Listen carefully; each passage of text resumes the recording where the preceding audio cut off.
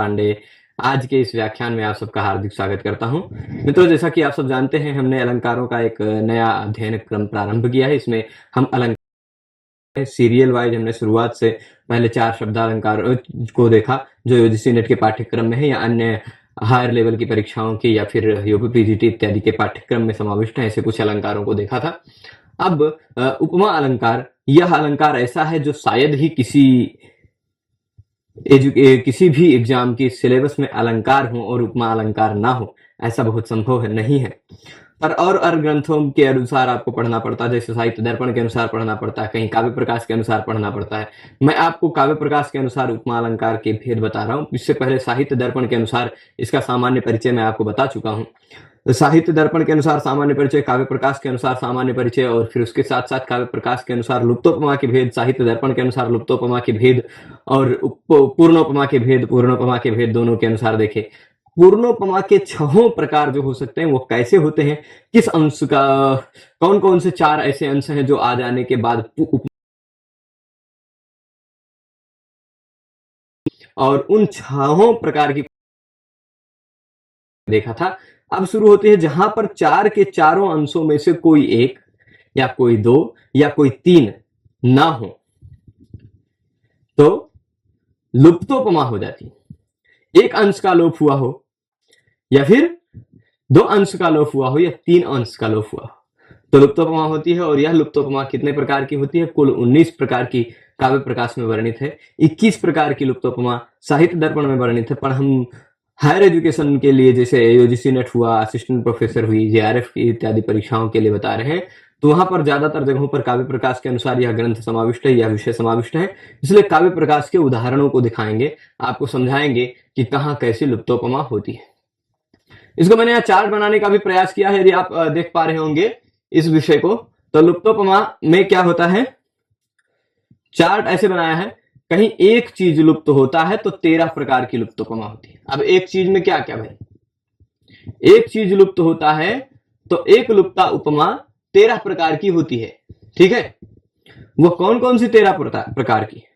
उसमें से आप देखेंगे, जब केवल धर्म का लोप होगा तो 5 प्रकार, जब उपमान का केवल लोप होगा तो 2 प्रकार, और जब वाचक का लोप होगा तो 6 प्रकार।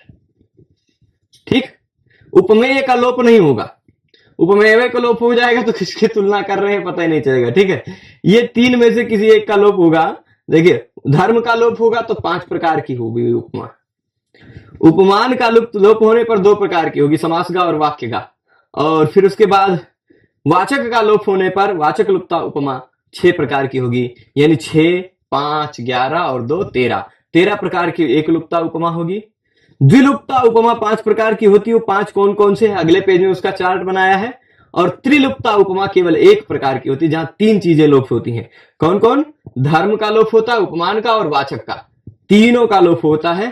वो समास में ही हो पाता है। मृगनयना हरते मुनिर्मनः, मृगनयना आएगा शब्द, वहां पर धर्म, उपमान और वाचक 3 का लोप रहेगा। ठीक है, तो वो हो जाएगा कुल मिलाकर। अब देख लीजिए, यहां पर हमने बताया है धर्म लुप्ता उपमा 5 प्रकार कौन कौन सी, देख लीजिए। जो पूर्णोपमा में जो भेद थे वही के वही भेद धर्म लुप्ता उपमा में भी रहेंगे। श्रौती आर्थी वाक्यगा, श्रौती आर्थी समासगा, केवल आर्थी तद्धितगा रहेगी, श्रौती नहीं। तद्धित में आर्थी ही रहेगी। ठीक, इतना समझ जाएंगे। तो 5 प्रकार की जो अभी अब हम पूर्णोपमा में जितने 6 भेद देखे थे उसी तरह 5 भेद मिलेगा, केवल आपको तद्धितगा में श्रौती वाली नहीं मिलेगी। तत्र तस्यैव सूत्र से, तत्र तस्यैव सूत्र से यदि वति प्रत्यय हम करने जाते हैं तो फिर यदि पहला भाग, इससे पहले वाला भाग देखा है आपने तो ही आपको समझ में आएगा। अन्यथा हो सकता है लुप्तोपमा में व्याकरण के अंश बहुत ज्यादा है साहित्य का विषय पर व्याकरण के अंश बहुत ज्यादा है, इसलिए सब इसका पढ़ाने का दुस्साहस नहीं करते हैं। बहुत सारे लोग इसको ऐसे ही छोड़ देते हैं, संक्षिप्त में बता देते हैं, पर मैं एक प्रकार से दुस्साहस कर रहा हूं, तो इसलिए मैं इतना आपको बोल रहा हूं। यदि आपने पिछले भाग को नहीं देखा तो इस वीडियो को अभी रोक के पिछला भाग जरूर देख लें पहले, पूर्णोपमा के भेदों को, तो ये आपको बहुत आसानी से समझ में आएगा। तब देखिएगा, तत्र तस्यैव सूत्र से जब वो समास वो वति प्रत्यय लगता है तो श्रौती होती है, पर तत्र तस्यैव से लगेगा तो तस्य इव ऐसा रहेगा, यानी धर्म का लोप हो ही नहीं सकता धर्म के साथ, क्योंकि तस्य का कोई संबंध दिखाना पड़ेगा, कोई धर्म दिखाना पड़ेगा, इसलिए धर्म का लोप हो ही नहीं पाएगा। इसलिए आपको बता दे धर्म लुप्तोपमा आर्थी में नहीं हो पाएगी। ठीक है, अब इसके बाद वाचक लुप्तता के जो 6 प्रकार हैं तथा द्विलुप्तता के जो 5 प्रकार हैं, इनके आगे पेजों में मैं चार्ट बनाया हूं। यहां इस पेज में इतना ही शिफ्ट हो पा रहा था। उपमान लुप्तता के 2 प्रकार हो, यहां शिफ्ट किया कर दिया, वाक्यगा और समासगा। ठीक है, तो यहां पर आप देख लीजिए एक लुप्तता में धर्म लुप्तता के 5 प्रकार, उपमान लुप्तता के 2 प्रकार और वाचक लुप्तता के 6 प्रकार हैं, वो अगले पेज में मिलेंगे। द्विलुप्तता के जो 5 प्रकार है वो भी और आगे पेज में मिलेंगे, और त्रिलुप्तता का केवल 1 प्रकार है। तो एक चीज का लोप होने के पर 13, 2 चीजों का लोप होने पर 5 प्रकार और तीनों चीजों का लोप होने पर 1 प्रकार। इस तरह 13, 5, 18, 1, 19 प्रकार की लुप्तोपमा होती है। ठीक है, अब पहले हम केवल एक चीज के लोप होने पर क्या होता है, एक लुप्तोपमा है, इसको इस भाग में देखेंगे। द्विलुप्तता और त्रिलुप्तता को अगले भाग में देख लेंगे। ठीक है, एक लुप्तता में 13 प्रकार है, उन 13 प्रकारों को देखते हुए 13 का उदाहरण दिखाएंगे। पर अब देख ले, वाचक लुप्तता का हम बताए 6 प्रकार होता है, वो कैसे, समासगा, आर्थी और शुभ धातु प्रत्यय का। समासगा केवल 1 प्रकार, शुभ धातु प्रत्यय का 5 प्रकार। ठीक है, ये देख लीजिए, क्यचगा, क्यंगगा, णमुलगा। क्यचगा हो जाएगा, क्यचगा 2 प्रकार का, क्यंगगा 1 प्रकार का और णमुलगा 2 प्रकार का। यानी ये 5 शुभ धातु प्रत्ययगा हो गई कितने प्रकार की, और 1 हो गई ये। कुल मिलाकर ऐसा कह सकते हैं 6 प्रकार की लुप्तता उपमा। 5 शुभ धातु प्रत्यय का मतलब शुभ धातु प्रत्यय जो सन इत्यादि प्रत्यय होते हैं, उन प्रत्ययों के अंतर्गत क्यच प्रत्यय लगने पर, क्यंग प्रत्यय लगने पर, णमुल प्रत्यय लगने पर उपमा हो जाती है। क्यंग और क्यच और णमुल प्रत्यय इस तरह लग जाते हैं कि वह उपमा के किसी एक अंग को खा जाते हैं। ठीक, अंतर्निविष्ट कर लेते हैं, इसलिए लुप्ता हो जाते हैं वो अंग, तो लुप्त उपमा होती है। व्याकरण की प्रक्रिया को भी हम आपको समझाएंगे। और द्विलुप्तता उपमा 5 प्रकार की होती है। द्विलुप्तता उपमा में कौन कौन से, जब धर्म और वाचक शब्द दोनों का लोप हो जाता है। धर्म मतलब साधारण धर्म, जैसे सुंदरता इत्यादि बताई थी हमने। मुख में भी है, चंद्र में भी है, दोनों में है जो सुंदरता, वह धर्म होता है। तो धर्म का लोप हो और वाचक का यानी इव इत्यादि शब्द का लोप हो, ये दोनों का लोप होगा तो क्विप प्रत्यय में रहेगा और आर्थी रहेगा। ठीक, और फिर समास में रहेगा और आर्थी रहेगा। 2 प्रकार की धर्म वाचक लुप्तोपमा होगी, 2 लोप वाली। धर्म और वाचक के लोप होने पर 2, और धर्म और उपमान ये दोनों लोप हो, साधारण धर्म और उपमान इन दोनों का लोप हो तो भी 2 प्रकार, वाक्यगा और समास का वही। और वाचक और उपमेय ये 2 चीज लोप हो तो क्यच प्रत्यय में केवल हो सकता वैसा। ठीक, क्यचगा। इतना ये कुल मिलाकर इतने प्रकार हैं, ये नहीं याद रहेगा तो भी चलेगा, आपको इतना केवल ध्यान रख लीजिएगा। द्विलुप्तता 5 प्रकार की, वाचक लुप्तता 6 प्रकार की, पूरी लुप्तोपमा खाली याद रखेंगे तो भी काम चल जाएगा। अब हमने आपको बताया था कि धर्म लुप्तता उपमा 5 प्रकार की होती है, तद्धित में श्रौती नहीं हो पाती, क्योंकि कोई ना कोई आपको क्या करना पड़ेगा, कोई ना कोई साधारण धर्म अगर श्रौती करने जाएंगे तो खोजना पड़ेगा जिसके साथ अन्वय हो पाएगा, तभी। नहीं, अन्वय नहीं हो पा रहा है इसलिए श्रौती नहीं होगी। ठीक है, तो अब देखिए श्रौती केवल 2 प्रकार की रहेगी, वाक्यगा, समासगा, तद्धितगा नहीं हो पाएगी। आर्थी 3 प्रकार की रहेगी, वाक्यगा, समासगा, तद्धितगा। ये सारी पूर्णोपमा में जो हम बताए थे सारी बातें, उसी पूर्णोपमा के उदाहरणों को, उन्हीं उदाहरणों को हमने यहां लुप्तोपमा में कन्वर्ट कर दिया है, उन्हीं उदाहरणों को। ठीक, जैसे हमने तव मुखम सुंदरम यथा चंद्र ऐसा कहा था, सुंदर का शब्द का लोप कर दिया। ठीक, यहां पर आप देख लीजिए मुख क्या है, जो अप्रसिद्ध पदार्थ है वह है उपमेय। एक अंग मिल गया आपको उपमेय, दूसरा अंग मिल गया उपमावाचक शब्द, तीसरा अंग मिल गया उपमान, प्रसिद्ध चीज। 3 चीज मिल रहे पर चौथा अंग सुंदरता जो होनी चाहिए, मुख में भी है जो चांद में भी है, ऐसी दोनों चीजों में, दोनों में जो चीज होनी चाहिए साधारण धर्म, वो साधारण धर्म यहां नहीं दिखाई पड़ रहा है, इसलिए धर्म का लोप है, धर्म लुप्तता है ना। क्योंकि भाई मुख ऐसी कौन सी चीज, तुम्हारा मुख चांद जैसा है पर क्या है, चांद जैसा सुंदर है कि चांद जैसा काला है। ये जो साधारण धर्म जो मुख में भी हो चांद में भी हो, ऐसा साधारण धर्म यहां इस उदाहरण में नहीं कहा गया है, इसलिए धर्म लुप्तता उपमा है। यथा का प्रयोग होने के कारण श्रौती है। इव, यथा, वा, ये 3 शब्द याद रखिएगा। इव, यथा, वा, इन शब्दों का प्रयोग होने पर श्रौती होती है, तो ये श्रौती है यथा का प्रयोग होने के कारण। और उसके बाद क्या कह रहे हैं, यह यथा शब्द जो है वह स्वतंत्र रूप से एक शब्द के रूप में प्रयुक्त है, समास में प्रयुक्त नहीं है, वाक्य में प्रयुक्त है, इसलिए वाक्यगा है। तो वाक्यगा श्रौती धर्म लुप्तोपमा, यह ऐसे उदाहरण बना के हमने दिखा दिया है। इसी तरह आप देख लीजिए समासगा श्रौती, चंद्र इव ये समास है, आप ध्यान रखिएगा, इव के साथ हमेशा नित्य समास होता है। इव का प्रयोग होने के कारण श्रौती है, और चंद्र इव समास में होने के कारण समासगा है, और धर्म का लोप है, मुख है, चंद्र है, इव है, तीन चीज है, पर धर्म क्या सुंदर शब्द जो नहीं है वो धर्म का प्रयोग नहीं, इसलिए धर्म लुप्तोपमा है। इसी तरह और उदाहरणों को भी देख लेंगे आप। और जो उदाहरण है यहां पर, हे प्रभु ज्यादा मत भगो, हाँ यहां देखिएगा, और जो तीसरा उदाहरण है वाक्य का आर्थी धर्म लुप्तोपमा, वाक्य का क्या होगा, ये तद्धित का होगी नहीं, इसका उदाहरण वाक्य का तात्पर्य होगा। आर्थी में क्या होता है, तुल्य, सदृश, सम, समान इत्यादि शब्दों का प्रयोग होता है, तब होता है, यहां सम है, आर्थी है, ठीक, आर्थी है। उसके साथ साथ तेन समम या चंद्रेण समम, ऐसा हमें अर्थ लेना पड़ रहा है ना। तो यहां क्या है, वाक्य में समम शब्द का प्रयोग है इसलिए वाक्य का है, समम शब्द का प्रयोग है इसलिए आर्थी है, और मुख है, चंद्र है, सम है, तीन चीज है, पर सुंदरम नहीं है, वो धर्म का लोप है इसलिए धर्म लुप्तोपमा है। ठीक है, आगे देखेंगे समास का आर्थी धर्म लुप्तोपमा। यहां देख लीजिए, चंद्र सदृशम समास प्रयोग है, समास हुआ, चंद्रेण सदृशम, चंद्र सदृशम होगा, ठीक। चंद्र सदृशम ये समास में प्रयोग होने के कारण समासगा है, ठीक है। सदृश शब्द का प्रयोग होने के कारण आर्थी है। इव यथा वाक्य सिवाय और कोई शब्द हो तो आर्थी ही रहेगा, ठीक है। अब इसके बाद चंद्र सदृशम है, सदृशम का और देख लीजिए, एक अंग मुखम है, उपमेय, चंद्र है उपमान, सदृश है उपमावाचक शब्द, ये दो, ये तीन अंग है, पर साधारण धर्म सुंदरता नहीं कही गई है, इसलिए धर्म का लुप्त है, धर्म लुप्तोपमा है। आगे ये देखेंगे, देखिए चंद्रकल्पम, ईषद समाप्त कल्पप देश्य देशी ये रहा, इस सूत्र से कल्पप प्रत्यय लगेगा, कल्पप जो कि तद्धित का प्रत्यय है ना। तो चंद्र कल्पम में कल्पप प्रत्यय है, वो तद्धित का प्रत्यय है, और तद्धित का यहां पर क्या है, इथा या वा यथा इव, इन शब्दों के सिवाय कोई शब्द है इसलिए आर्थी है। तद्धित प्रत्यय है कल्पप, इसलिए तद्धित का है, और धर्म नहीं दिखाई पड़ रहा है, एक उपमेय दिख रहा है, उपमान दिख रहा है, वाचक शब्द दिख रहा है, धर्म नहीं दिख रहा है, इसलिए धर्म लुप्तोपमा। ठीक है, ये बातें समझ लीजिएगा, जो चीज नहीं दिखाई पड़ता है वही लुप्ता होती है। अब चलिए हम इसको, जो काव्य प्रकाश ग्रंथकार ने जो उदाहरण दिए उन उदाहरणों से समझते हैं। इन सभी उदाहरणों से समझने के लिए हम पहले सिंहासनासीन हो जाएंगे, और फिर उसके बाद एक एक उदाहरण को बताते चलेंगे।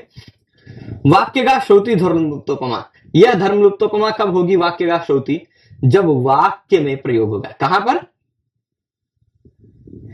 वाक्य में प्रयोग होगा। श्रुति यानी श्रुति वाले कौन है, यथा इव वा, इव होगा, यथा होगा, अथवा वा होगा, ठीक। इव यथा वा इन सब का प्रयोग होगा तो ये होता है, ठीक है। और कहां पर प्रयोग होगा, वाक्य का, यानी वाक्य में प्रयोग होगा, है ना, वाक्य में प्रयोग होगा इव यथा वा का। और फिर उसके बाद चार जो उपमा है, अंग हैं, उन चारों उपमा अंगों में से साधारण धर्म का लोप हुआ रहेगा, ठीक है, साधारण धर्म का, तब धर्म लुप्तोपमा होगी। धर्म का लोप होने के कारण धर्म लुप्तोपमा, वाक्य में प्रयोग होने के कारण वाक्य का, इव यथा वा इन शब्दों के प्रयोग होने के कारण श्रुति, ठीक है। उदाहरण देख लीजिएगा, धन्यस्यानन्य सामान्य सौजन्योत्कर्षशालिनः करणीयं वचश्चेतः सत्यम तस्यामृतम यथा। पूरी बात को, पूरे श्लोक को न समझते हुए जिन अंश में अलंकार है उसी बात को समझा सकते हैं, फिर भी काम चल जाएगा, आप पहचान जाएंगे। पर फिर भी संक्षेप में एक बार शब्दशः अर्थ बता देते हैं। जो स्वयं धन्य है, जो किसी दूसरे में जो जिसके जैसे गुण नहीं दिखाई पड़ते हैं, अनन्य सामान्य है। अन्य सामान्य मतलब मेरी जो बातें हैं, मुझमें जो विशेषताएं वो और किसी दूसरे और में दिखाई पड़े, तो ये बात अन्य में सामान्य है। पर यह धन्य है पर अनन्य सामान्य है, यानी उसकी जैसी विशेषता और किसी दूसरे में नहीं है। जो सौजन्य से युक्त है, सुजनता से युक्त है, उत्कर्ष से युक्त है, ऐसा व्यक्ति का वचन कैसा है और चित्त कैसा है, सत्य है। कैसा, वो करने लायक हो, उसके वचन को करने लायक है, समझिएगा। हे चेता, हे मेरे चित्त, वचन हे मेरे चित्त, उसका वचन करने लायक, वो जो कहता है वो करने लायक है। क्यों, क्योंकि तस्य वचः, उसका वचन, तस्य वचः, तस्य वचः उसका वचन सत्यम अमृतम यथा। आप देखिए यहां यथा शब्द का प्रयोग है। उपमावाचक शब्द कौन सा है? उपमावाचक शब्द यथा है। यथा शब्द इव, यथा, वा इन शब्दों की लिस्ट में आता है, यानी श्रौति वाली लिस्ट में है। श्रौति हो जाएगी, आप पहचान जाएंगे, है ना। और ये यथा शब्द समास में नहीं है या तद्धित में नहीं है। यथा शब्द कैसा है? वाक्य में एक स्वतंत्र रूप से शब्द प्रयुक्त है, इसलिए वाक्य का हो जाएगा। ठीक। और यहां तुलना क्या कह रही? उसका वचन अमृत के समान है। देख लीजिए, इतना ही अंश में उपमा है। तस्य वचः अमृतम यथा, ये चार चीजें। उसका वचन अमृत के समान है। अब उसका वचन देखिए किसकी की तुलना हो रही है? वचन की तुलना हो रही। तो वचन हो गया उपमेय। जिसकी तुलना हो, जो कम प्रसिद्ध हो, वह उपमेय है। जिससे तुलना हो, जो ज्यादा प्रसिद्ध हो, वह है उपमान। वचन की तुलना हो रही है अमृत से, तो अमृत हो गया उपमान। ठीक। उसका वचन अमृत के समान है, तो अमृत की तरह है। यहां तरह अर्थ में वाचक शब्द हो गया। ये क्या है? ये आप ऐसे ले लीजिए, ये वाचक शब्द है, उपमावाचक शब्द है। तीन चीज मिल रहे हैं, पर आप बताइए क्या यहां पर साधारण धर्म मिल रहा है?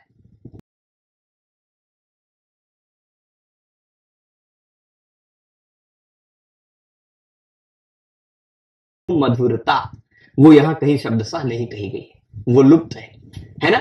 इसलिए धर्म का लुप्त है। साधारण धर्म क्या होता है? मैं आपको उपमान, उपमेय, उपमा और साधारण धर्म और फिर उपमावाचक शब्दों के बारे में बताया था। उपमान वह होता है जो प्रसिद्ध चीज हो, जैसे चंद्र। उपमेय वह होता है जो अप्रसिद्ध है, जिससे जिसकी तुलना की जानी है, जैसे मुख। उपमावाचक शब्द होता है इव, यथा, वा, सदृश, सम, कल्प, तुल्य इत्यादि। और फिर एक साधारण धर्म होता है जो उपमा में भी हो और जो उपमान, उपमेय भी में भी हो और उपमान में भी हो। जैसे सुंदरता मुख में भी है, चांद में भी है। फिर लावण्यता कमल में भी है, चरण में भी है, सब जगह। ऐसे मतलब जो दोनों में। तो यहां क्या है? ऐसी कोई बात नहीं कही गई है जो अमृत में भी हो और वचन में भी हो, है ना। यानी मधुरता वो यहां शब्दशः नहीं कही गई है, इसलिए धर्म का लोप होने के कारण ये धर्म लुप्त उपमा है। ठीक है, ये आप पहचान जाएंगे आशा करता हूं। केवल जिन अंशों में है उपमा, उसी अंश को बताते हुए हम थोड़ा सा जल्दी इसको खत्म करेंगे। आठवां प्रकार देखिएगा, मतलब कुल मिलाकर लुप्तोपमा का दूसरा प्रकार, वाक्य का आर्थी धर्म लुप्तोपमा होगी। वाक्य का आर्थी, इसका तात्पर्य क्या होता है? जहां पर वाक्य में प्रयोग होगा, पर किनका? आर्थी प्रकार वालों का। आर्थी प्रकार वालों का तात्पर्य क्या है भाई? आर्थी वाले जो कुछ उपमावाचक शब्द हैं, सदृश, तुल्य, सम, समान इत्यादि, है ना। वाक्य में सदृश, सम, तुल्य, समान इत्यादि शब्दों का प्रयोग हो, तो वाक्य में प्रयोग होने के कारण वाक्य का हो जाएगी। सदृश, तुल्य, सम, समान इत्यादि शब्दों का प्रयोग होने के कारण आर्थी हो जाएगी। और उसके साथ साथ उपमा में चारों अंग जो हैं, उनमें से साधारण धर्म का लोप हुआ, साधारण धर्म का लोप हुआ हो, वहां धर्म लुप्त उपमा होगी। उदाहरण देखिए, आकृष्ट करवालो सौ, संपराये भी पाठ मिलता है और सांपराये भी मिलता है। संपराये परिभ्रमण प्रत्यर्थि से नया दृष्टः कृतांतेन समः प्रभुः। यहां क्या कह रहे हैं? आकृष्ट करवालो सौ। करवाल कहते हैं तलवार को, करवाल तलवार, एक मिलता जुलता है ना। आकृष्ट करवाला, तलवार को खींच लिया है। ठीक, तलवार को ऐसे खींचते ना, निकाल लेते हैं। तो आकृष्ट करवाला असौ, असौ मतलब वह तलवार को खींचा हुआ वह राजा ऐसा प्रतीत हो रहा है। कैसा? असौ मतलब वह तलवार को आकृष्ट किया हुआ, तलवार को खींचा हुआ मतलब म्यान में से निकाल कर हुआ। सांपराये परिभ्रमण, युद्ध भूमि में परिभ्रमण करता हुआ, है ना। परिभ्रमण क्षत्रिय प्रत्यय लगा है, क्षत्रिय प्रत्यय का अर्थ होता है वर्तमान अर्थ वाला। तो परिभ्रमण यानी परिभ्रमण करता हुआ, कहां पर? संपराये, संपराये में मतलब युद्ध भूमि में। और जब ऐसा वह तलवार लेके खींच के दौड़ रहा है, संपराये में परिभ्रमण कर रहा है, चारों तरफ घूम रहा है, तो प्रत्यर्थी सेना, प्रत्यर्थी सेना मतलब शत्रु की सेना, जो सामने आई हुई है सेना, उस प्रत्यर्थी सेना या शत्रु सेना या सह दृष्टा, असौ दृष्टा मतलब वह देखा गया, वह देखा गया। कैसा देखा गया? कृतांतेन समः प्रभु, सह असौ प्रभु, वह प्रभु दृष्टा देखा गया, ध्यान दीजिएगा यहां पर, असौ मतलब यह प्रभु यानी राजा, दृष्टा देखा गया। कैसा देखा गया? तलवार को खींचा हुआ देखा गया, युद्ध भूमि में घूमता हुआ देखेगा। वह राजा शत्रु सेना के द्वारा देखा गया, वह राजा शत्रु सेना के द्वारा देखा गया, पर कैसा? तलवार को खींचा हुआ देखा गया, युद्ध भूमि में घूमता हुआ देखा गया, और यमराज के समान देखा गया। जैसे यमराज निकल आते हैं ना तो कोई सामने दिखेगा क्या? तो वैसे वह यमराज के समान, कृतांतो यमुना भ्राता शमनो यमराज यमा। यमराज के पर्यायवाची शब्दों में अमरकोश में ऐसे कहा है, कृतांत, यमुना भ्राता, शमन, यमराट, यम, ऐसे कुछ नाम हैं उनके। ठीक, तो कृतांत का तात्पर्य क्या होता है? कृतांत शब्द का तात्पर्य सिद्धांत भी होता है, पर कृतांत का तात्पर्य होता है एष अस्माकं कृतांतः। वो सिद्धांत के पर में भी कृतांत शब्द का प्रयोग करते हैं, परंतु यहां कृतांत शब्द का तात्पर्य है यम। तो कृतांत के समान देखा गया कौन? वह राजा। अब आप देखिएगा तुलना किससे की गई है? यम से, कृतांत से। इसलिए प्रसिद्ध वस्तु कौन है? वो राजा ज्यादा प्रसिद्ध नहीं है, कृतांत ज्यादा प्रसिद्ध है, इसलिए कृतांत हो जाएंगे उपमान। एक चीज दिख गया है ना? और फिर उसके बाद असौ, वह राजा है या वह प्रभु है, असौ प्रभु। ठीक, वह कैसा हो जाएगा? वह कम प्रसिद्ध है, उसकी तुलना हो रही है यमराज से, तो यह हो जाएगा उपमेय। जिसकी तुलना होती है जो कम प्रसिद्ध होता है वह उपमेय, जिससे तुलना होती है जो ज्यादा प्रसिद्ध होता है वह उपमान। ऐसा हम सिंपल शब्दों में बताएं तो प्रभु वह हो गया उपमेय, कृतांत हो गया है उपमान, और सम शब्द का प्रयोग है जो कि उपमा वाचक शब्द है। कैसा है? ये वाचक शब्द, ऐसा शॉर्ट में मैं लिख देता हूं। तो तीन चीज दिख रहा है ना? तीन चीज दिख रहा है, उपमान, उपमेय और वाचक शब्द। परंतु आप बताइए, वह राजा यमराज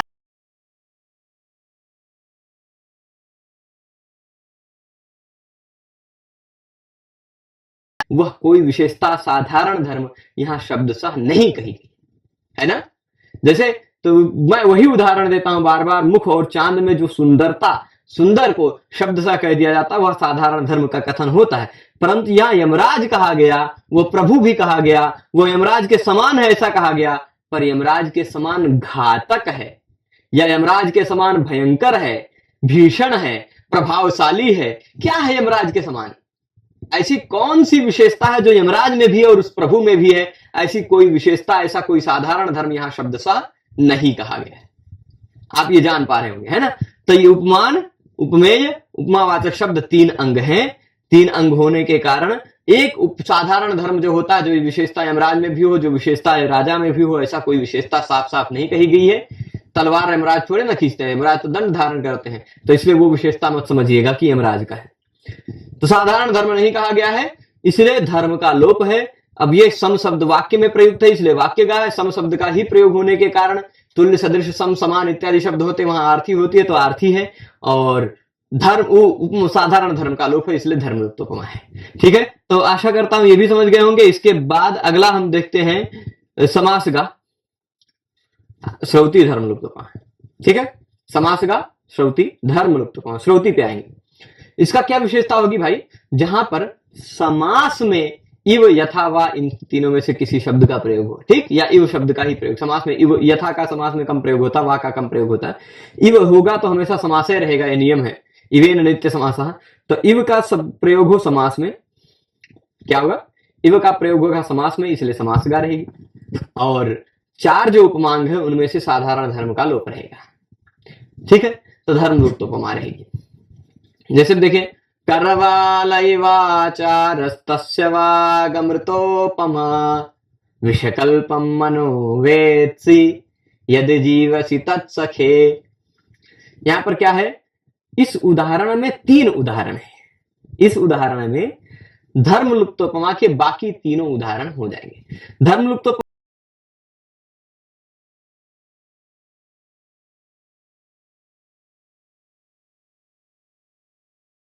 ये तीसरा धर्म लुप्तोपमा का, पर इसके सिवाय 5 धर्म लुप्तोपमा है, यानी 2 उदाहरण और अब देखने हैं, पर 2 उदाहरण नहीं देखने, इसी श्लोक में है वो दोनों उदाहरण। ठीक, वही दोनों उदाहरण इसी श्लोक में है। हमने इतने अंश को ही मोटा करके रखा है, यानी यह देख लीजिए, यह जो उदाहरण समासगा श्रौति धर्म लुप्तोपमा का है वो ये है।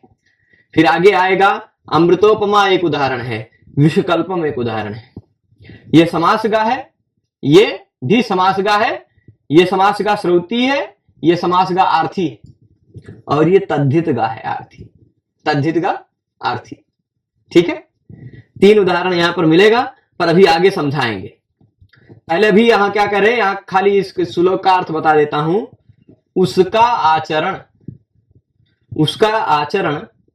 तलवार की भांति है।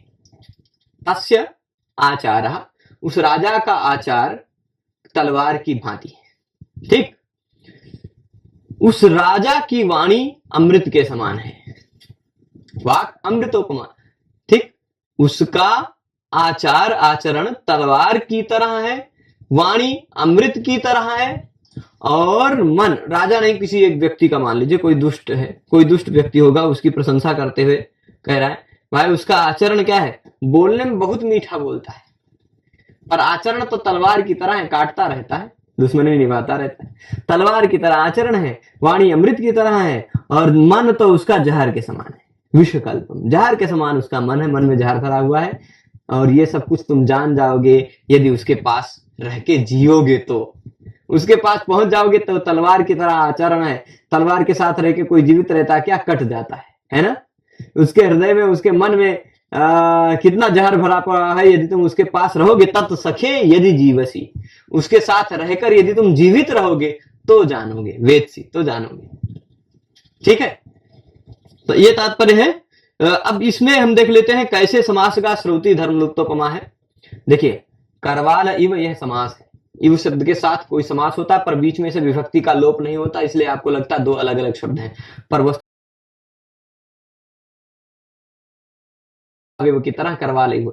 अगर वागर्था विव में, वागर्थों में जो द्विवचन है वो लुप्त नहीं हुआ, तो करवाला में एक वचन है, वो क्यों लुप्त होगा, है ना, विभक्ति का लोप नहीं होता बीच में से। तो करवाला इव, करवाल इव, तलवार की भांति उसका आचरण है। पर आप देखिएगा यहां पर उपमेय क्या है, उपमेय है उसका आचरण, उपमान है तलवार, है ना, और उपमावाचक शब्द है इव। आचरण तलवार की भांति है, 3 चीज कहा गया है। आचरण हो गया उपमेय, तलवार हो गया उपमान, यह हो गया उपमावाचक शब्द। ये उपमेय क्यों है, क्योंकि बहुत ज्यादा प्रसिद्ध नहीं है उसका आचरण, पर यह उपमान क्यों हो गया, क्योंकि ये बहुत ज्यादा प्रसिद्ध है काटने के लिए, है ना, और ये उपमावाचक शब्द है। 3 चीज है, पर आप बताइए ऐसी कौन सी विशेषता है जो तलवार में भी है उसके आचरण में भी है। तो आप कहेंगे भाई काट डालने वाली विशेषता, नष्ट कर डालने वाली विशेषता, मार डालने वाली विशेषता, क्या यहाँ कहीं गए शब्द सर? नहीं, वो जो साधारण धर्म है, जो तलवार में भी होनी चाहिए, जो आचार में भी होनी चाहिए, वो यहाँ साधारण धर्म शब्द से नहीं कहा गया है, इसलिए धर्म लुप्तोपमा है। ठीक, तो अब देखिए, करवाल इव आचार 3 अंग हैं, पर केवल धर्म का लोप हुआ, इसलिए धर्म लुप्तोपमा है। इव शब्द का समास में प्रयोग होने के कारण समासगा है, और इव शब्द है, इव यथा वा होता वहां श्रौति होती है, समासगा श्रौति धर्म लुप्तोपमा है। ये पहचान गए। अब आ जाते हैं समासगा आर्थी धर्म लुप्तोपमा में। उसका यहाँ वही उदाहरण है श्लोक, हमने उस अंश को मोटा कर दिया है, जहां जिस अंश में है उसी अंश को। जहां पर आप समास में तुल्य सदृश सम समान इत्यादि शब्दों का प्रयोग देखेंगे, समास में देखेंगे तभी, तुल्य सदृश सम समान उपम इत्यादि शब्द, ठीक है, तो ये समास का हो जाएगी। पर आर्थी यानी क्या होगी, आर्थी का तात्पर्य है इतने ही तुल्य सदृश सम समान उपम इत्यादि शब्द होते वहां आर्थी ही होती है, यथा वा इव का प्रयोग होने पर श्रौति होती है। ठीक है, धर्म लुप्तोपमा, क्योंकि धर्म लुप्त रहेगा, साधारण धर्म जो दोनों में होना चाहिए ऐसा कोई साधारण धर्म वो लुप्त रहेगा। देखिएगा जैसे तस्य वाक अमृतोपमा, इतने ही अंश का अर्थ बताते हैं आपको, पूरे श्लोक का तो अर्थ बता ही चुके हैं, है ना। तो वाक वाणी अमृतोपमा है, अमृत के समान है, वाणी अमृत के समान है। देखिए, वाणी की तुलना की गई है अमृत से की गई है। वाणी हो जाएगी कम प्रसिद्ध है इसलिए उपमेय, अमृत ज्यादा प्रसिद्ध है इसलिए उपमान, उपमा ये उपमावाचक शब्द है। 3 चीज, उपमेय, उपमान, उपमावाचक शब्द, ये तीनों क्रमशः कहे गए हैं। पर ऐसी कौन सी विशेषता है जो वाणी में भी है, ऐसी कौन सी विशेषता है जो अमृत में भी है, वो विशेषता यहाँ शब्दशः नहीं कही गई है। इसलिए वाग अमृतोपमा में जो वाक और अमृत में दोनों में साधारण धर्म मधुरता या क्या कहते हैं आनंददायकता, ये जो दो विशेष गुण होना चाहिए जो वाक में भी है जो अमृत में भी है, ऐसा कोई विशेषता यहाँ शब्दशः नहीं कही गई। इसलिए धर्म का साधारण धर्म का लोप है, साधारण धर्म का लोप है इसलिए धर्म लुप्त है। उपम शब्द का प्रयोग है तो इसलिए आरती है, और उपम शब्द का समास में प्रयोग है। अमृत अमृतेन उपमा ऐसा सा उपमा अमृतोपमा, अमृत से जिस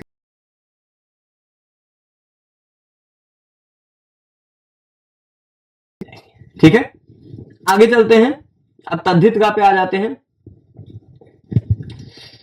तद्धित का आर्थिक धर्मोत्तोपमा। यहाँ विश्व कल्पम में आपको कुछ लोगों को लगता होगा कि विश्व एक अलग शब्द है, कल्प एक अलग शब्द है, इन दोनों का समास हुआ, ऐसा जो लोगों को लगता है वो लोग ध्यान रखिएगा।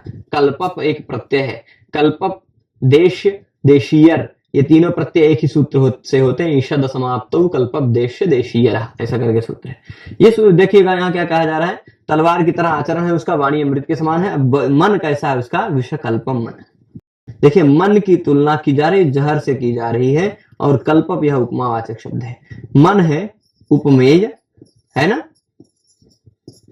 कल्पप है उपमावाचक शब्द, यद्यपि प्रत्यय है, वाचक है, वाचक, इसको हम वाचक लिखते हैं, केवल वाचक लिख देते हैं, उतने से काम चल जाएगा। और फिर उसके बाद ये जो है ना विष, यह है विष के समाज से तुलना हो रही है, इसलिए विष है उपमान।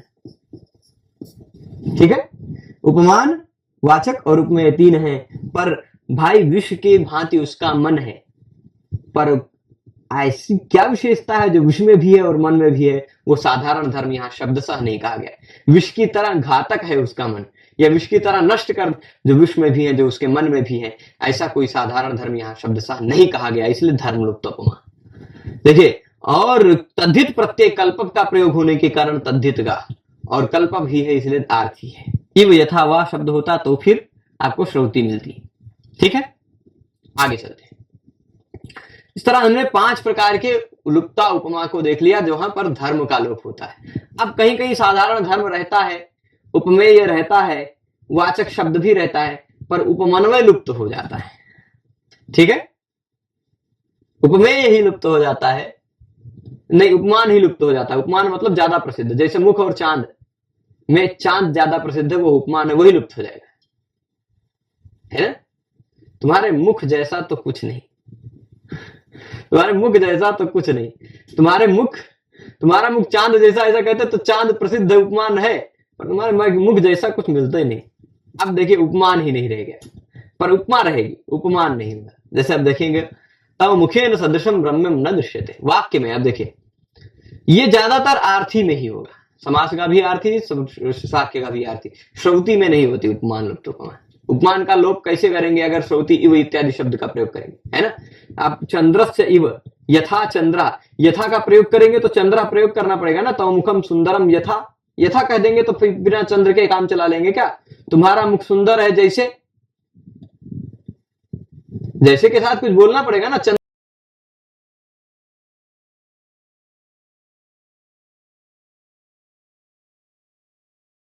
का प्रयोग करेंगे तो भी चंद्र का प्रयोग करना ही पड़ेगा, इसलिए श्रुति का होगा ही नहीं, ये आर्थी में ही होगा, और वो भी वाक्य गा और समास गा में ही होगा, तद्धित गा नहीं हो पाएगा। क्यों? क्योंकि चंद्रवत सुंदरम मुखम, भाई अगर तद्धित का वती प्रत्यय आप लगाएंगे या चंद्र कल्पम करेंगे या चाहे जो करेंगे, भाई वत प्रत्यय वती प्रत्यय लगाते हैं या कल्प प्रत्यय लगाते हैं, चाहे जो प्रत्यय लगाते हैं वो उपमान के बदिए लगता है।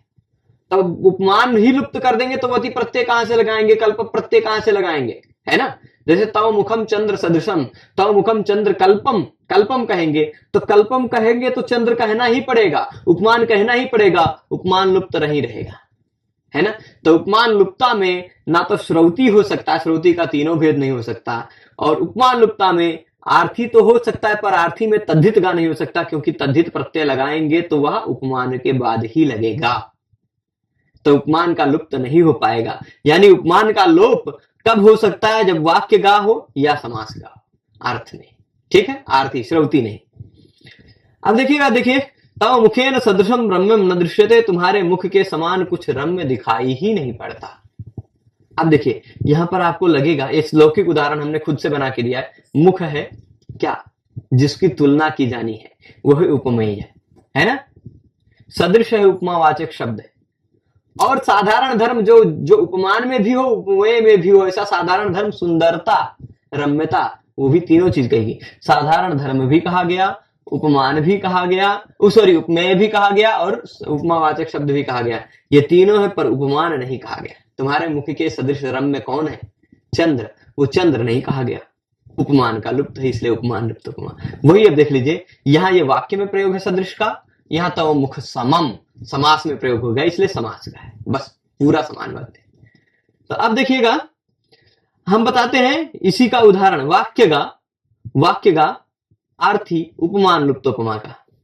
इसकी विशेषता क्या होगी 12वें प्रकार की, कि जहां पर हम वाक्य में तुल्य सदृश सम समान उपम इत्यादि शब्द का प्रयोग देखेंगे। कहां पर, वाक्य में, तो वाक्य का होगी, तो और तुल्य सदृश सम समान उपम इत्यादि शब्द होगा, इसलिए अर्थी होगी। और चारों उपमांगों में से उपमान का लुप्त रहेगा, इसलिए उपमान लुप्त है। उदाहरण देखिएगा, सकल करण पर विश्राम श्री वितरणम, एक मिनट, सकल करण पर श्री विश्राम, यहां देख लीजिए थोड़ा सा ऊपर नीचे हो जा रहा है, इतने ही अंश में है, ठीक है। सकल कर्ण पर विश्राम श्री वितरणं न सरस काव्यस्य दृश्यते अथवा निशम्यते सदृशमंसां समात्रेण। तात्पर्य समझिएगा, सभी इंद्रियों को परम विश्राम की शोभा वितरण करने वाले सरस काव्य के समान सदृश, सरस काव्य के समान अंशांश मात्र में भी कुछ नहीं, ना तो दिखाई पड़ता है ना तो सुनाई पड़ता है, ठीक। दृश्यते न निशम्यते, समझिएगा। आप क्या है, किसी काव्य के बारे में बता रहा है, कोई ऐसा काव्य है, काव्य सुनते हैं तो आपको क्या होता है, आहा आनंद आ जाता है, आह्लादकता जग जाती है। तो कहते हैं सभी करणों को, सभी इंद्रियों को, सभी विषयों को एक प्रकार से एकदम थकान से मुक्त कर देती, विश्रांति दे देती, अद्भुत आनंद दे देता है काव्य को, है ना। तो सभी करणों के परम विश्राम देने वाला, विश्राम की शोभा वितरण करने वाला सरस काव्य के सदृश समान ना तो दिखाई पड़ता है अथवा न सुनाई पड़ता है। निशम्यते मतलब सुनाई पड़ता है, ना तो उसके जैसा कुछ दिखाई पड़ता है ना तो उसके जैसा कुछ सुनाई पड़ता है। सरलता में अर्थ बता दिया, परंतु अब क्या है, यहां पर सरस काव्य की तुलना करती है। सरस काव्य के समान क्या है, अमृत है। यह मान लीजिए सरस काव्य एक औषधि के समान है, या सरस काव्य किसके समान है, ऐसा कोई वस्तु उपमान प्रसिद्ध कुछ मिला ही नहीं, है ना। तो सरस काव्य के समान ना तो कुछ दिखाई पड़ता है ना तो कुछ सुनाई पड़ता है। भाई ऐसा कह देते सरस के काव्य के समान अमृत है, ऐसा कह देते तो काम चल जाता। यानी उपमेय है सरस काव्य, सदृश है उपमावाचक शब्द, और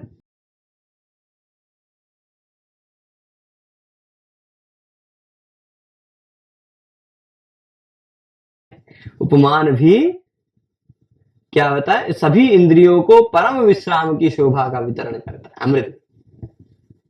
ऐसा ये साधारण धर्म भी कहा गया, उपमेय भी कहा गया, उपमावाचक शब्द भी कहा गया, पर उपमान नहीं कहा गया, जिससे तुलना होनी ऐसा कुछ नहीं कहा गया, अमृत इत्यादि, ठीक है। इसलिए उपमान लुप्त है, उपमान का लोप होने के कारण उपमान लुप्त है, सदृश शब्द का प्रयोग होने के कारण अर्थी है, और यह सदृशम अंशांश मात्रेण, सदृशम एक स्वतंत्र शब्द का वाक्य में प्रयोग है, इसलिए वाक्य का है, ठीक है। आगे चलते हैं 13वें प्रकार के उपमा के 13वें प्रकार पे चलते हैं। वहां समास का आर्थी उपमान लुप्तोपमा रहेगी। सरस काव्य से, इससे पहले वाला उदाहरण जो था सेम उदाहरण, यहाँ सरस काव्य से था, यहाँ सदृशम अंशांश मात्रेण था, खाली इतना दो शब्द बदल दीजिए, सदृशम को हटा के नूनम कर दें, ठीक। और सरस काव्य से था, उस सरस काव्य से में स्य हटा के समम कर दें, बस बन जाएगा। अब सरस काव्य से में यहां देखिए सदृशम शब्द क्या था, स्वतंत्र शब्द प्रयोग था वाक्य में, परंतु यहां वह जो समम शब्द उपमावाचक शब्द है वो सरस काव्य समम आ गया, समास में आ गया, इसलिए समास गा हो जाएगी, है ना। और फिर उसके बाद सारी बातें वही रहेंगी, आर्थी रहेगी और उपमान का लोप रहेगा, उपमान लुप्ता उपमा होगी ही। खाली इतना ही परिवर्तन है वही। और देख लीजिए वो श्लोक को हम लिख ही दिए हैं, देख लीजिए, है ना। सरस काव्य से था, यहाँ सरस काव्य समम हो गया, समम आ गया एक ही समास में, इसलिए हो गई समासगा। समम शब्द का प्रयोग है, तुल्य सदृश सम उपम उपमान इत्यादि शब्दों का प्रयोग है, इसलिए है आर्थी। और उपमान नहीं है इसलिए उपमान लुप्ता। किससे तुलना करने सरस काव्य की, वैसा कोई पदार्थ नहीं दिखाया गया है, इसलिए यह उपमान लुप्तोपमा है। ठीक है, चलेगा। पूरा शब्दावली वैसी ही है, कुछ कठिन नहीं है। अब वाचक लुप्ता उपमा के 6 प्रकार हैं, उन 6 प्रकारों को देखेंगे। वाचक लुप्ता उपमा क्या होती है? समासगा और सुपधातु प्रत्ययगा, यहीं से शुरू हो जाती है व्याकरण की विषयावली। उपमा अलंकार में व्याकरण यहीं से घुस जाता और इसी से फिर आगे अटकने लग जाते हैं जो सामान्य साहित्यिक होते हैं, जिनका व्याकरण में सामान्य गति होती है या गति नहीं होती, या परंपरागत गुरु से नहीं पढ़े रहते हैं, ऐसे लोगों को दिक्कत होने लग जाती है। पर जो व्याकरण के नियमों को जानता है, क्यच क्यंग इत्यादि को जानता है, हणमुल को जानता है, वह व्यक्ति गुरुमुख से न पढ़ने पर भी इस विषय को शुरुआत में अगर थोड़ा बहुत गुरुमुख से पढ़ लिया, फिर पंक्तियों को खुद से भी लगा सकता है, क्योंकि कुछ नहीं है। अब बता दिए वाचक का लोप हो जाता, उपमा वाचक शब्द यानी इव, यथा, तुल्य, सदृश, सम, समान इत्यादि जो शब्द वो शब्द नहीं दिखाई पड़ेंगे, पर फिर भी उपमा रहेगी। सिंपल है ना। तुल्य, सदृश, सम, समान इत्यादि वाचक शब्द नहीं दिखाई पड़ेंगे, फिर भी उपमा रहेगी, इसीलिए वाचक लुप्तोपमा है। एक ही चीज खाली लुप्त रहेगा, बाकी उपमेय भी रहेगा, उपमान भी रहेगा,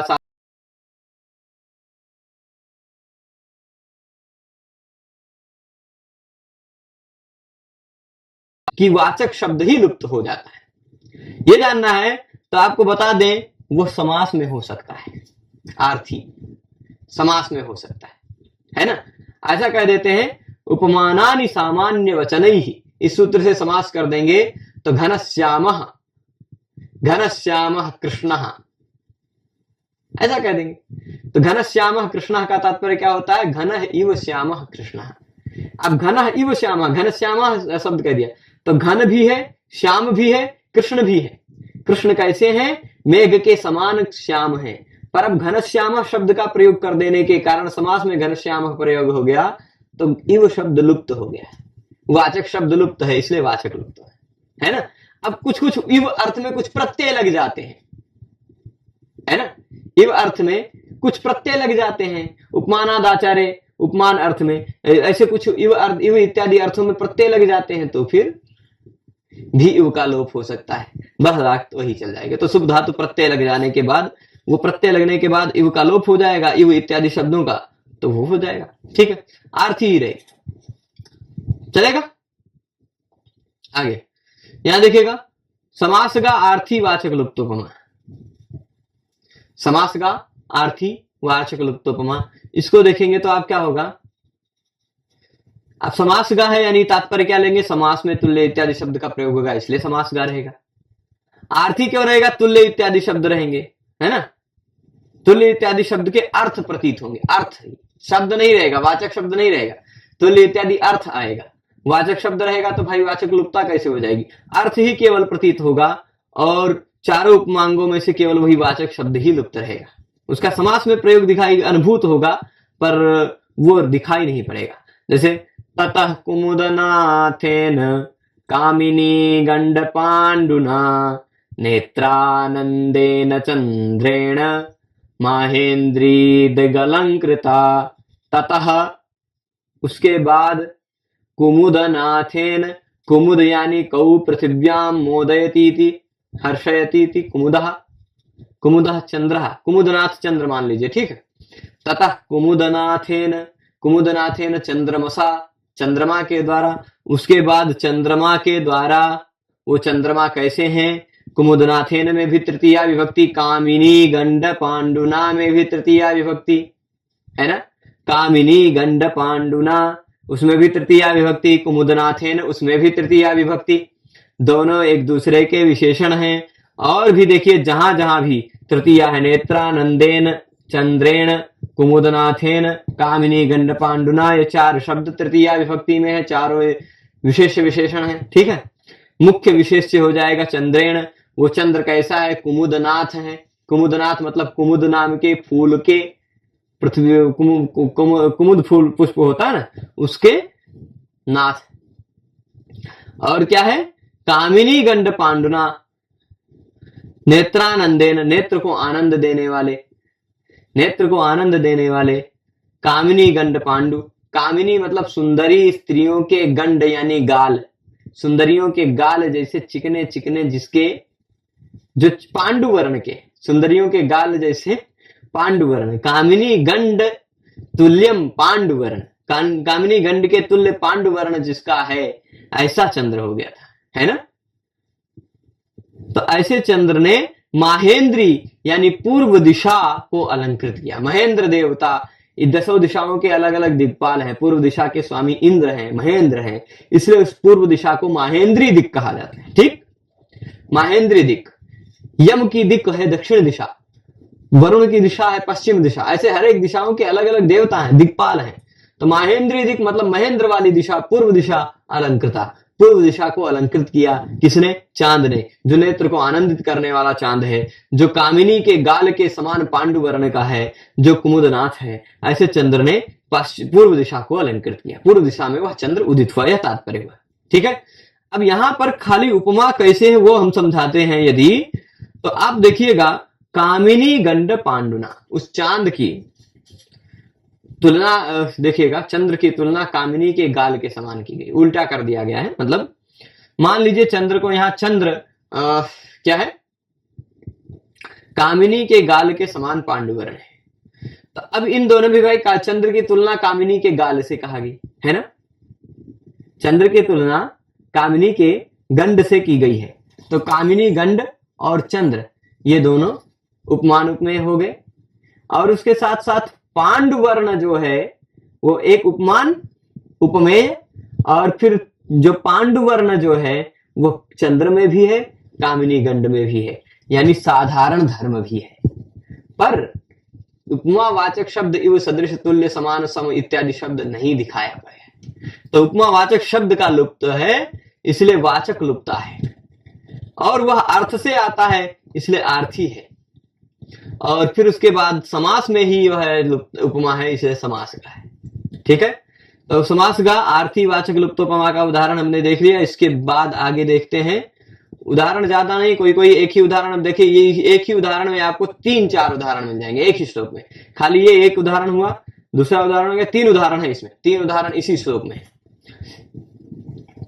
कर्मोपपदगा क्यचगा आर्थी वाचक लुप्तोपमा, थोड़ा सा इसको थोड़ा समझना पड़ेगा। कर्मोपपदगा, कर्मोपपदा क्यचगा, क्यजगा दिख रहा होगा, च को ज हो गया, झलाम जशोंते नियम लग के, ठीक, च के स्थान पे ज हो गया, क्यच प्लस गा, क्यजगा। तो अब देखिए, कर्मोपपदा, कर्म उपपद में आएगा, समास का विग्रह करेंगे ना, या उसमें देखेंगे तो उपपद में कौ कर्म आएगा, पौरम। द्वितीय विभक्ति लगी है कि नहीं, द्वितीय विभक्ति लगी है, लगी है, यानी कर्म दिखाई पड़ रहा है, हाँ दिखाई पड़ रहा है, कर्म उपपद में है। समीप में स्थित शब्द कौन सा है, कर्म है, कर्मोपपदा हो जाएगी। सुतीयति, इसमें क्यच प्रत्यय लगा है, सुतम इव आचरति, यह तात्पर्य है सुतीयति का। सुतम इव आचरति, अपने नगर के लोगों से, पौर से यानी पुर के लोगों से वह राजा सुतीयति, सुतीयति मतलब अपने नगर के लोगों में अपने पुत्र की तरह व्यवहार करता है, यानी सारे नगर के निवासी उसके पुत्र जैसे, बेटे बेटियों जैसे। ठीक, पौरम सुतीयति जनम, पौरम जनम सुतीयति, पुर के जनों को, सभी पुरजनों को वह सुतीयति, सुत की तरह मानता है, पुत्र की तरह मानता है, पुत्र की तरह आचरण करता है, उनके साथ पुत्र की तरह व्यवहार रखता है।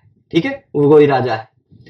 तो अब देखिएगा, क्यच प्रत्यय है, क्यच प्रत्यय में ही सुतम इव आचरति ऐसा छिपा हुआ है। आचार अर्थ में क्यच प्रत्यय है, उपमानाद आचार्य, इस सूत्र से।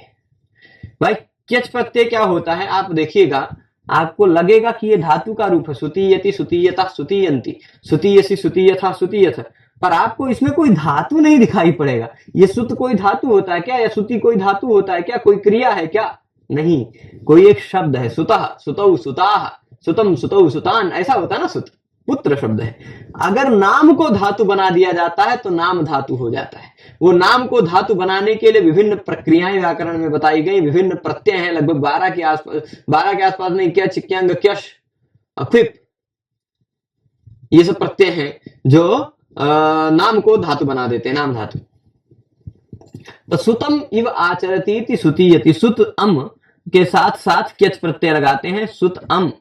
मैं आपको सुतीयति शब्द आप कहेंगे तो ऐसे बना देंगे, मान लीजिए सुत शब्द है, उस सुत शब्द के बाद क्यच प्रत्यय लगाएंगे, क्यच प्रत्यय में से यह बचता है, क और च की हलन, क्यच में से च की हलंतिम से क की लशक का तद्धिते से इत संज्ञा हो जाती है। सुतम इव आचरति था, सुत अम ये था, है ना, सुतम इव आचरति। सुतम में भी यहाँ कर्म छिपा हुआ है, सुतम इव आचरति, सुतम कर्म दिख रहा है ना, तो वह अम था वो लुप्त हुआ, कर्म उपपदगा रहेगा, कर्म उपपदा। और फिर अस, ये क्या कहते हैं, केचिच, केचिच यह नियम लगेगा, केच प्रत्यय तुरंत बाद में हो तो उस केच प्रत्यय के पहले आने वाले अ के स्थान पे ई हो जाता, सुतीय बन जाएगा। तो जैसे अब भाई पठ धातु का पठती बना लेते हैं, उससे सुतीय एक धातु बन गया सनादनता धातु से, उस सुतीय धातु का सुतीयति बना लीजिएगा, ठीक है। शॉर्टकट में बताया हूं, बहुत ज्यादा लंबी प्रक्रिया नहीं, क्योंकि व्याकरण नहीं पढ़ा रहा हूं, सामान्यतः ये बता रहा हूं कि केच प्रत्यय लगा है यहाँ पर।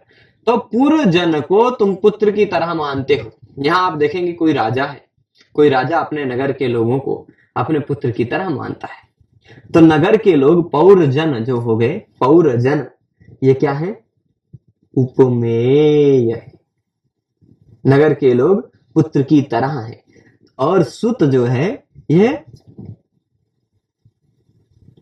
सुत जो है, यहां आपको क्या दिखाई पड़ रहा है, सुत है उपमान, क्योंकि नगर के सारे लोग पुत्र की तरह हैं, तो सुत हो गया उपमान, नगर के सारे जन हो गए उपमेय, उपमान उपमेय है ना। और फिर यहां सुतीयति में आचरति यह अर्थ आ जाता है ना, या उसके चरित ऐसे हैं, उसके चरित पौर को सुत की तरह मानने वाले हैं, तो ये शब्द सा प्रयुक्त मिल जाते हैं, ठीक है। तो अब देखिएगा यहां आज वो है साधारण धर्म भी है, पूर्व जन्म में पुत्र में भी, दोनों में वही व्यवहार है, वही आचार है, वही वैसा उसका चरित्र है दोनों में।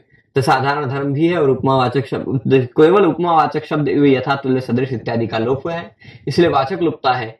क्यच प्रत्यय होने के कारण क्यजगा है, अर्थ में आता है इसलिए आर्थी है, कर्म उपपद में है इसलिए कर्म उपपदा है ना। पौरम कर्म द्वितीय विभक्ति उपपद में है, या सुतम इव आचरति में सुतम कर्म में, ठीक है। इसी श्लोक में, इस श्लोक का पूरा अर्थ मैं आपको बता दूं पहले, फिर उसके बाद आगे बताऊंगा। वह हे राजन तुम पूर्व जन्म सुतीयति, पूर्व जन्म को पुत्र की तरह मानते हो, समरांतरे युद्ध भूमि में, तो वह राजा क्या हो जाता, युद्ध भूमि, वह राजा पौरम जन्म सुतीयति, वह राजा पूर्व जन के लोगों को, पूर्व के लोगों को पुत्र की तरह मानता है। और समरांतरे असौ, युद्ध भूमि में वो तो वह अंतःपुरीयति, अंतःपुरीयति मतलब युद्ध भूमि उसके लिए उसी तरह लगती है कि जैसे मानो अंतःपुर हो, उसका रनिवास हो। रनिवास में कैसे सिंपल रहते हैं हम, कौनो खतरा नहीं है, रानियों के साथ जब मन का खेलने चले जाते हैं, वैसे वो अंतःपुर, युद्ध भूमि को उसके लिए अंतःपुर से जैसा लगता है युद्ध भूमि। और विचित्र चरित्र चंचु है, विचित्र चरित्रों से युक्त है, अद्भुत चरित्रों से युक्त है। और आगे क्या होता है, समरसीमनी, युद्ध भूमि में कृपाण पाणे है, कृपाण पाणे मतलब तलवार हाथ में जिसने, कृपाण हाथ में जिसने ले रखा है, कृपाण को पानी में जिसने धारण करके रखा है, ऐसे कृपाण पाणे है तस्य चरितानि आलोक्य, कृपाण पाणी उस राजा के चरित्र को देख करके, उस राजा के चरित्र को देख करके युद्ध भूमि में शत्रु सेना नारीयते, शत्रु की सेना नारी की तरह आचरण करने लग जाती है, ठीक है। शत्रु की सेना नारी बन जाती है उसके चरित्रों को देख के। अब देखिए ये पूरा सूत्र का, श्लोक का अर्थ हुआ। अब इसके बाद हम इसमें, इसी श्लोक में 3 तरह की उपमा है, वो 15वां 16वां प्रकार भी देख लेते हैं, 16वां 17वां प्रकार भी देख लेते हैं। यहां पर जहां पर अधिकरण उपपद में क्यच प्रत्यय होता है, अधिकरण उपपद में, अब देखिए समरांतरे असौ, समरांतरे, यहां देखेंगे आप तो पौरम था द्वितीय विभक्ति में, यहां क्या था, समरांतरे, सप्तमी विभक्ति दिख रहा है। सप्तमी विभक्ति कौन सी कारक में होती है, अधिकरण में, अधिकरण उपपद में, समीप में अधिकरण दिख रहा है, सब उपपद, इसलिए अधिकरणोपपदा है। या फिर ऐसा कह देते हैं अंतःपुरे इव आचरति यति अंतःपुरीयति, अंतःपुरे इव, जैसे अंतःपुर में आचरण करता वैसे वो समरांतर में भी आचरण करता है। अब देखिए यहां भी अधिकरण दिख रहा होगा, इसलिए अधिकरणोपपदा है। ये तो बात समझ गए, जाएंगे, सिंपल है, ठीक है। अब यहां भी जैसे सुतीयति था वैसे अंतःपुरीयति, अंतःपुरम, अंतःपुरे इव आचरति, ठीक। केच प्रत्यय यहां भी लगेगा, अंतःपुर शब्द से केच लग जाएगा तो अंतःपुरीय बन जाएगा। आ को ई हो जाता है केच प्रत्यय से तुरंत पहले, है ना। अरुणा अरुणीयति, अरुण की तरह आचरण करता अरुणीयति, है ना। चिरंजीवीयति, चिरंजीव की तरह जो आचरण करता है सचिरंजीवीयति, वो चिरंजीव की चिरंजीवीयति करता है, ठीक है। तो उस नाम को धातु बनाया जा सकता है, पर उस नाम में ई लगा के यह जोड़ देना होता है। तो मान लीजिए केच प्रत्यय लगकर वो धातु बन गया, उसकी तरह आचरण करना, ऐसा अर्थ आ जाता है। अब यहां पर देखिएगा अंतःपुरीयति में केच प्रत्यय है, यानी केचगा है। अधिकरणोपपदा आप समझ गए, क्योंकि अंतः समरांतरे समरांतरे में अधिकरण दिख रहा है, केचगा है, केच प्रत्यय दिख ही रहा है। अर्थ से यहां पर उपमा आएगी, इव यथा वा शब्द का प्रयोग होने पर ही शाब्दी होती है, अन्यथा नहीं होती है, तो आर्थी ही रहेगी। और फिर आप देख लीजिए वह युद्ध भूमि में अंतःपुर की तरह आचरण करता है। यहां पर इव इत्यादि कोई शब्द नहीं है, वाचक का लुप्त है, इसलिए वाचक लुप्ता उपमा है। युद्ध भूमि और अंतःपुर ये दोनों उपमान और उपमेय हो जाएंगे और आचरण करना यहां साधारण धर्म हो जाएगा, ठीक है, चलेगा। अब देखिएगा समर सीमनी, तीसरा उदाहरण देखिएगा क्यंग का। क्यंग का देखिए क्यच और क्यंग प्रत्यय में भी आप देखिए क्यच लगाएंगे चाहे क्यंग लगाएंगे, क्या होगा आप देख लीजिए अंतर। न की हलंत्यम से इत संज्ञा हलंत था, च की हलंत्यम से इत संज्ञा, क की लशक को तद्दिते से इत संज्ञा, क की लशक को तद्दिते से इत संज्ञा, बचेगा यह क्यच में भी बचेगा, यह यहां भी बचेगा। पर क्यच लगने के बाद क्यचिच नियम से उस शब्द के पहले वाले वर्ण को ई हो जाता है, अरुण अरुणी, अरुणी हो जाए, सुतीयति अंतःपुरीयति ऐसा हो जाता है। क्यच प्रत्यय लगने के पहले उसके तुरंत पहले वर्ष सुत था तो सुती हो गया, पूर्व था तो पूरी हो गया, ठीक, आपको ई हो जाता है। पर क्यंग प्रत्यय लगेगा तो क्यचिच सूत्र नहीं लग पाएगा, यानी ई नहीं होगा। दूसरी चीज, दूसरा अंतर क्या है, क्यच प्रत्यय में च की इत संज्ञा थी, क्यंग में ग की इत संज्ञा है। जहां भी ग की इत संज्ञा होती है वो धातु आत्मने पद में प्रयुक्त हो जाने लगती है। नारीयते, क्यच प्रत्यय जहां रहेगा उसका प्रयोग परस्मैपद पद में रहेगा। क्यंग प्रत्यय ङित है, अनुदात्त ङित आत्मने पदम, ग की इत संज्ञा हुई है इसलिए आत्मने पद है, अनुदात्त ङित आत्मने पदम से आत्मने पद में इसका प्रयोग हुआ है, ठीक है। तो नारीयते यह क्यंग प्रत्यय का उदाहरण है। और यह कैसा है, कर्तृपदा। कर्तृपदा मतलब उपपद में कर्ता रहेगा, है ना। तो शत्रु सेना यह उपपद में है, मान लीजिए शत्रु सेना क्या है, कर्ता है, कर्ता है ना। शत्रु सेना नारी इव आचरति, शत्रु की सेना नारी की तरह मुंह छिपा के भाग जाती, भीरू हो जाती है, डर जाती है शत्रु सेना उस राजा के चरित्र को देखकर। कहां पर, युद्ध भूमि में उस तलवार हाथ में लिए हुए उस राजा के चरित्रों को देखकर शत्रु सेना नारी की तरह आचरण करने लग जाती है। अब देखिए अब यहां समझ रहे होंगे आप क्या है, शत्रु सेना उपमेय है, नारी है उपमान, और नारी की तरह आचरण करना, शत्रु की सेना का आचरण करना दोनों में है, साधारण धर्म, ठीक है। साधारण धर्म भी है, उपमान भी है, उपमेय भी है, पर वाचक शब्द नहीं, यथा तुल्य सदृश इत्यादि शब्द नहीं दिखाई पड़ रहे। नारीयते मतलब नारी की तरह आचरण करते, और यह नारीयते क्यंग प्रत्यय है इसलिए यह क्यंगगा है, ठीक है, वाचक लुप्तोपमा है। आगे देखेंगे दो प्रकार और देखेंगे, फिर उसके बाद इस पाठ को समाप्त करेंगे। कर्मोपपदा अणमुलगा आर्थी वाचक लुप्तोपमा। वाचक लुप्तोपमा के हमने बताए थे कि 6 प्रकार होते हैं, तो 6 प्रकार देख लेंगे। हमने देखे पूर्णोपमा के 6 प्रकार देखे, हमने धर्म लुप्तोपमा के 5 प्रकार देखे, 11 हो गए। 2 प्रकार की उपमान लुप्तोपमा देखी, 13 हुए, और 6 प्रकार की हम वाचक लुप्तोपमा देखेंगे, हो जाएगी 19। अब फिर बचेगा केवल वो जो कल के व्याख्यान में देखेंगे, इसके अग्रिम व्याख्यान में हम देखेंगे केवल 5 प्रकार की द्विलुप्ता उपमा और 1 प्रकार की त्रिलुप्ता उपमा। तीनों चीज लुप्त रहेंगे या 2 चीजें लुप्त रहेंगी, ऐसी उपमा हम कल के एक छोटे से भाग में, छोटे से वीडियो में देखेंगे। वीडियो ज्यादा बड़ा ना हो इसलिए 19 भेद तक देख के हम रोक देंगे। वाचक लुप्तोपमा समाप्त करके कर्मोपपदा अणमुल का आर्थी वाचक लुप्तोपमा कहाँ होती है? जहां पर उपपद में कर्म दिखाई पड़े पर प्रत्यय लगा हो, अणमुल प्रत्यय लगा हो और वाचक का लोप हुआ हो। अणमुल प्रत्यय क्या होता है? अणमुल प्रत्यय आप देख लीजिए।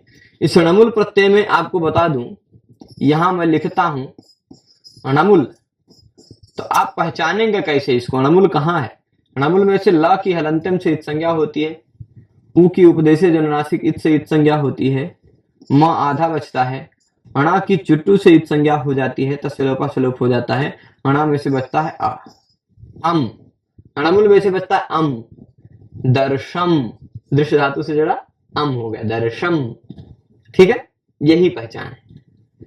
अणमुल प्रत्यय में बचता है अम, पर वो नमुल प्रत्यय लगने के बाद जो शब्द बन जाता है वो बन जाता है अव्यय, क्योंकि मकारांत यह कृत प्रत्यय, इसमें म है अंत में ना, म जिसमें अंत में वह मकारांत कृत माना जाता है। और मकारांत जो कृत होता है वह अव्यय हो जाता है, कृन में जनता इस नियम के आधार पे, तो इसका दर्शम का रूप नहीं चलेगा, यह अव्यय हो जाएगा। ठीक है, अब समझिएगा। मृधे निदाघ घर्मां सुदर्शम पश्यन्ति संपरे, ये दूसरा लाइन अभी आगे पार्थ संचारम, ये भी है अणमुल का है।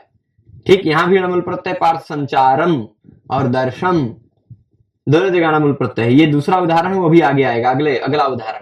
ठीक, कर्म पदा की तरह वो दूसरा है, यहां पर है ये इसका है। तो मृधे निदाघ घर्मांसु दर्शम पश्यन्ति तं परे, स पुनः पार्थ संचारम संचरत्यवनीपतिः। देखिए, मृधे निदाघ घर्मांसु दर्शम, ग्रीष्म काल में, या ऐसा कह दीजिए युद्ध भूमि में निदाघ कहते हैं गर्मी के, घर्मांशु यानी सूर्य, गर्मी के सूर्य के समान दिखाई पड़ने वाला। गर्मी के समय में सूर्य कैसे दिखाई पड़ता? दिखाते हो कि नहीं? इसे अखियां बंद हो जाती होगी ना, इसे करेंगे जैसे, इसे अखियां बंद हो जाएगी। तो निदाघ घर्मांशु दर्शम, निदाघ कालीन, ग्रीष्मकालीन घर्मांशु, घर्म यानी घाम जिसका अंशु है, गर्मी जिसका अंशु है, गर्मी ही जिसकी किरणों में भरी हुई है, ऐसा घर्मांशु सूर्य है और उसको दिखाई, उसकी तरह, सूर्य की तरह जो ग्रीष्म काल में दिखाई पड़ता, ऐसे उस राजा को परे यानी शत्रु सैनिक पश्यन्ति देखते हैं, तम राजानम पश्यन्ति। और वह राजा पुनः पार्थ की तरह, अर्जुन की तरह, अर्जुन युद्ध भूमि में कैसे विचरण करता था, वैसे ही पार्थ की तरह संचरण करता हुआ, पार्थ के संचरण की तरह संचरण कर रहा है वह अवनीपति। वह अवनीपति मतलब वह राजा। ये दूसरी लाइन का तात्पर्य बाद में समझेंगे, पर अब देख लीजिए, निदाघ कालीन घर्मांशु की तरह उस राजा को देखते हैं। अब निदाघ कालीन घर्मांशु यानी सूर्य, ग्रीष्मकालीन सूर्य की तरह उस राजा को लोग देखते हैं। तो राजा हो गया उपमेय, ग्रीष्मकालीन वह सूर्य हो गया उपमान, जिससे तुलना करनी है, उपमेय भी है, उपमान भी है, और दोनों में साधारण धर्म क्या है? बहुत कठिनाई से दिखाई पड़ना है ना, वो भी है, पर उपमा वाचक शब्द नहीं दिखाई पड़ रहा, लुप्त है, इसलिए वाचक लुप्तोपमा है। ठीक है, वाचक लुप्त है इसलिए यहां पर वाचक लुप्ता उपमा है, परंतु यह अणमुल प्रत्यय लगने के कारण हुआ, इसलिए अणमुल का है। वाचक लुप्तोपमा है, अणमुल का है, आर्थी है, श्रौती जहां इव यथा वा होगा वहीं होगा और कहीं नहीं। कर्म उपपद में है, देखिएगा, तम मृदाघ धर्मांशु दर्शम, तम कर्म उपपद में है द्वितीय विभक्ति, इसलिए कर्मोपपदा है। ठीक है, बहुत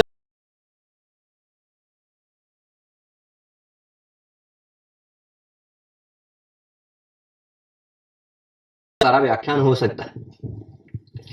अब देखिए क्या है, कर्तृपदा।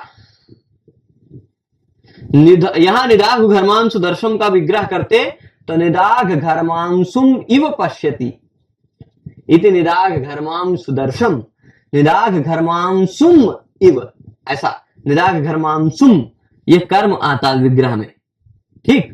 परंतु यहां क्या है, पार्थः इव संचरति, पार्थः इव संचरति, पार्थ की तरह, अर्जुन की तरह संचरण करता। तो पार्थः सह, यहां क्या है, सह है, ये प्रथमा, पार्थः इव, ये भी प्रथमा में है, अभी प्रथमा में ही विग्रह में आएगा, यानी करता है उपपद में। वहां कर्म में उपपद था, वहां तम था उपपद में, यहाँ स है उपपद में। तो तम था कर्म, यहाँ सह है कर्ता, कर्ता उपपद में है। णमुल प्रत्यय इसमें पार्थ संचारण में लगा, इसलिए णमुल लगा है। और आर्थी रहेगी, सो इव इत्यादि शब्दों का प्रयोग नहीं, इसलिए आर्थी ही रहेगी। और वाचक का लोप रहेगा, उपमा वाचक शब्दों का प्रयोग नहीं रहेगा। देख लीजिए, अर्जुन की तरह संचरण करता है वह अवनीपति। तो अब वह अवनीपति राजा हो गया, अवनीपति मतलब राजा, ये उपमान हो गया। इसकी तुलना कर, उपमेय हो गया, इसकी तुलना की जा रही है अर्जुन से, यानी उपमान हो गया, ज्यादा प्रसिद्ध पार्थ है ना। और पार्थ भी संचरण करता है, राजा भी संचरण करता है, दोनों में साधारण धर्म हो गया संचरण करना, ठीक है। तो साधारण धर्म भी है, पार्थ यानी उपमान भी है, अवनीपति उपमेय भी है, परंतु उपमावाचक शब्द इव यथा सदृश समतुल्य इत्यादि जो होते हैं उसका लोप है, इसलिए वाचक लुप्त उपमा है।